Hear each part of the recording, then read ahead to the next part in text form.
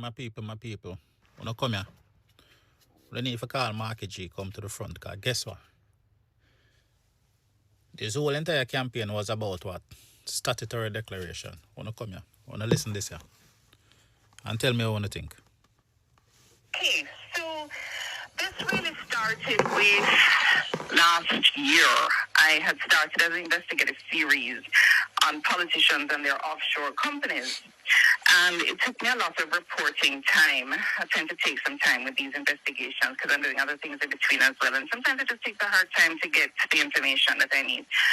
Anyway, during the whole back and forth this year, because I was getting ready to be able to ask him, prepared to ask him certain questions now, the opposition leader, he revealed to me in August that, and this is August this year, that he had not, in his 2021 statutory declaration, that the return didn't, or the return included, let us say, the Garden Boulevard home and some other real estate that he owns with his wife.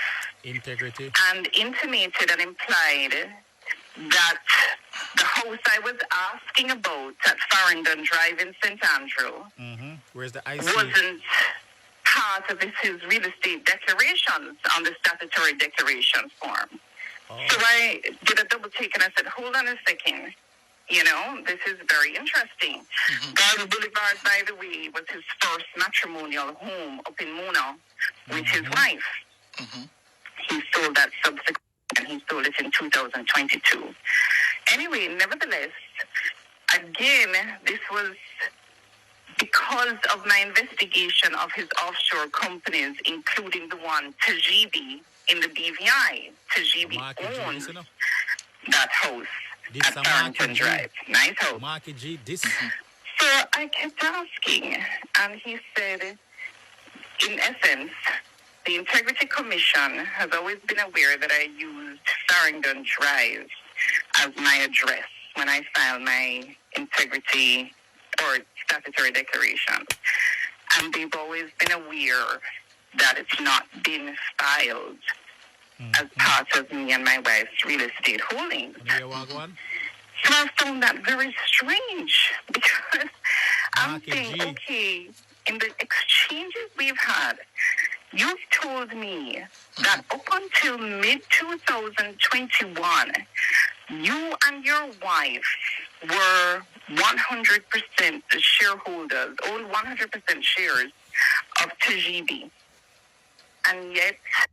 So, typical on the year Wagwan, Marky G came out with a campaign with the People's National Party against Andrew Holness. But yet still, Mark Golden and his wife have a big, wide real estate portfolio with them never hand over to what? The IC. But yet still, come out and push a lot of negative narrative against the Prime Minister. But yet still, Uno have snake in our closet.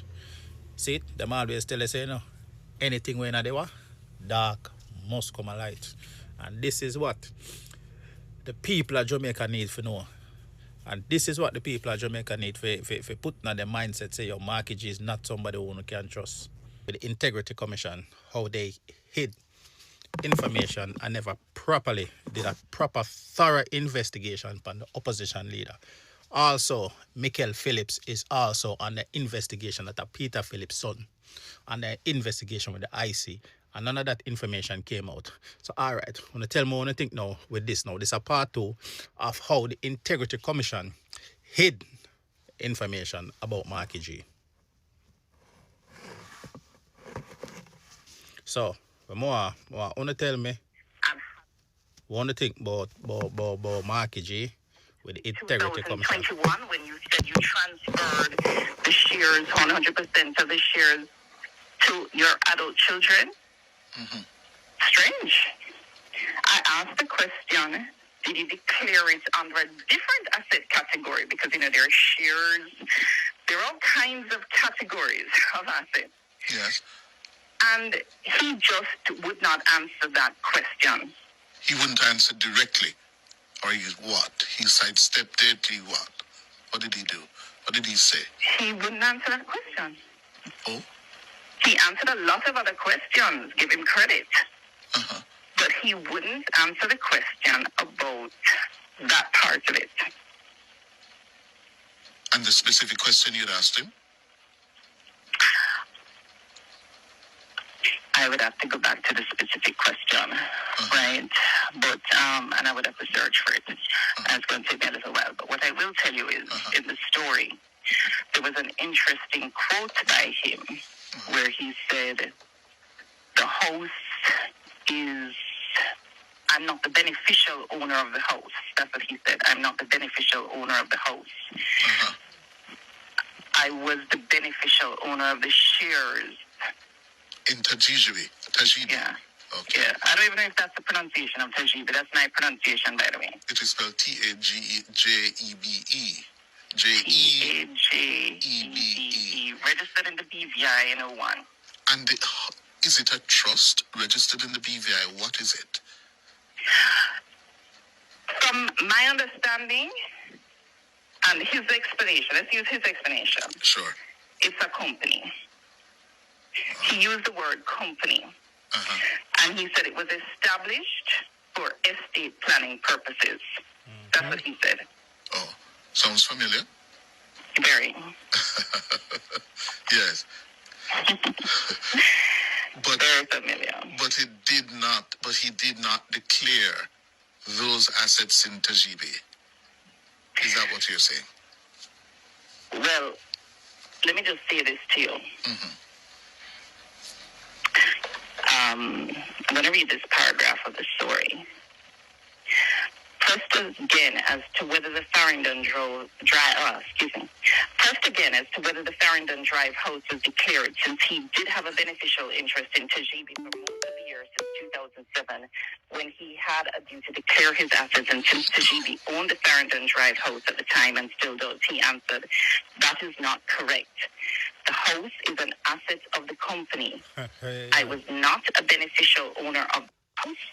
I was a beneficial owner of shares in the company. To treat it otherwise would be double counting, inaccurate, and misleading. Asked if that reference to double counting meant that prior to mid-2021, he did report the assets of Tajibi to the commission, including the Farringdon Drive house. He didn't respond. The market J alive. So he's giving you a very legalistic response, based on definitions under company law. That's what he is doing. Well, I don't know if these are definitions on the company's law, because you might want to speak to attorneys about this, but the attorneys I spoke to, based on the sheet, the statutory declaration form, what is required, they believe that the asset, the house, should have been declared, even if owned by Tajibi,